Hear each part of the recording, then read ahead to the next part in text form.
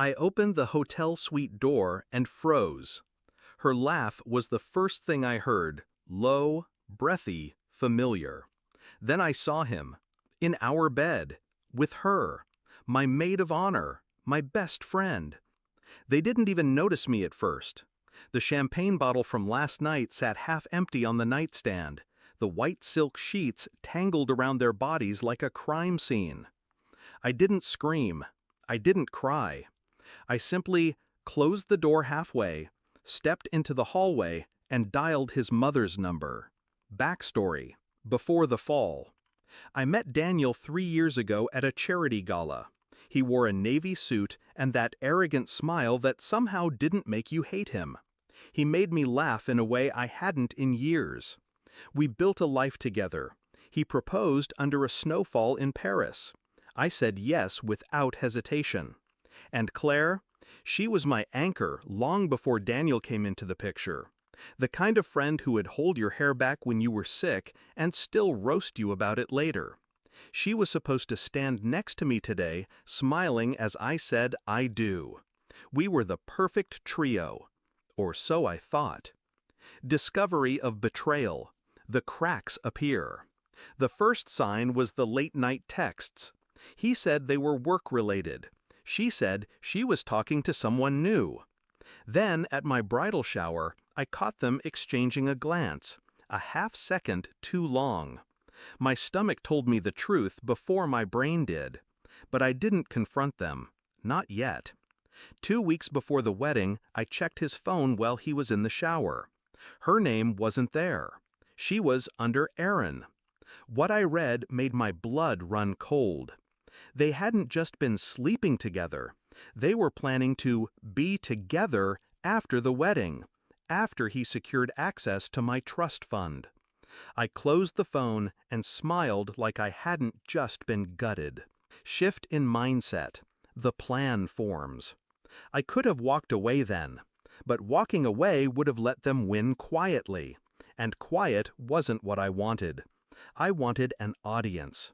I wanted him to choke on the truth in front of every person whose approval he craved. So I called my lawyer.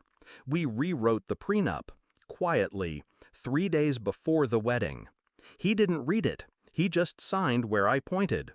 It stated that if he was caught cheating before or during the marriage, he'd walk away with nothing, not even the watch on his wrist.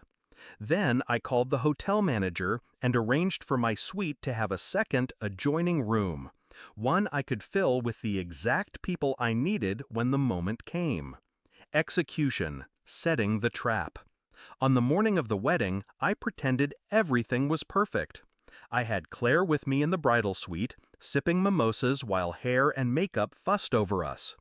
Daniel texted me that he was heading to his room to clear his head. I excused myself 20 minutes before the ceremony, saying I needed to practice my vows alone. Instead, I walked to Daniel's suite. I didn't expect them to be so careless, but there they were, skin against skin, my wedding day lingerie discarded on the floor.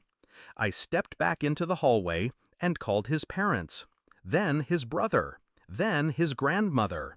Every person already dressed for the ceremony, every relative who had flown in from out of state. I need you all to come to Daniel's suite, I said, voice steady.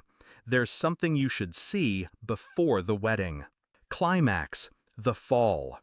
5 minutes later, the hallway outside his room was lined with family, confusion and curiosity painted on their faces. I didn't knock.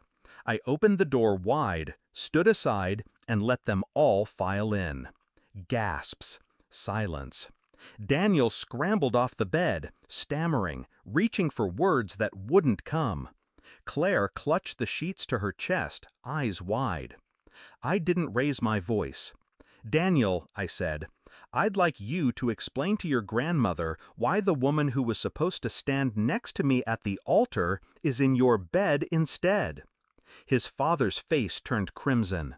His mother covered her mouth. His grandmother began to cry. Then I reached into my clutch and pulled out a thin envelope. This, I said, holding it out, is the updated prenup you signed. You might want to read the highlighted part." He opened it. His eyes flicked over the words, and then the color drained from his face. His father snatched it from his hands and read aloud the clause. In the event of infidelity prior to or during the marriage, the party at fault forfeits all rights to shared property, assets, and financial support. I turned to his family. "So, there will be no wedding, but there will be a press release, should anyone ask why.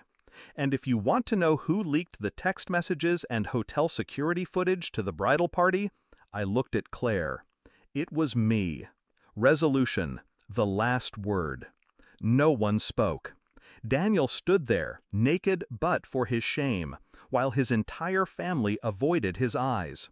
I walked to the door, heels clicking on the polished floor, and paused.